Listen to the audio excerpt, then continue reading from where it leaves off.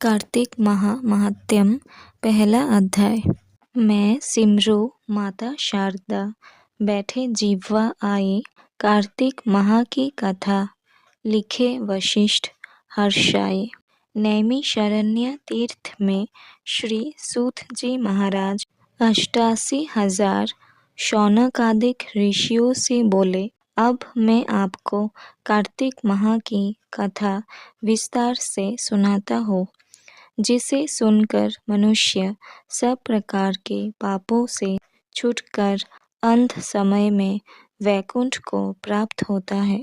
सूत जी बोले, श्री कृष्ण जी से आज्ञा लेकर देवर्षि नारद के चले जाने पर सत्यभामा प्रसन्न होकर लक्ष्मीपति भगवान से कहने लगी, हे नाथ, मैं धन्य हुई, मेरा जीवन सफल हो गया।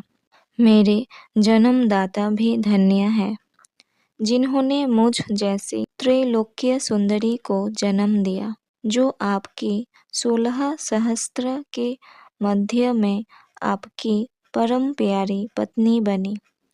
मैंने वह कल्पवृक्ष आदि पुरुष आपके साथ नारद जी को विधि पूर्वक दान में दे दिया, परंतु वही कल्पवृक्ष मेरे घर लहराया करता है।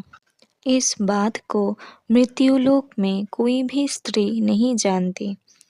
हे त्रिलोकीनाथ, मैं आपसे कुछ पूछना चाहती हूँ। आप मुझे विस्तार पूर्वक कार्तिक महात्म्य की कथा सुनाओ, जिसको सुनकर मेरा हित हो तथा जिसके करने से कल्प पर्यंत भी आप मुझसे विमुख ना हो।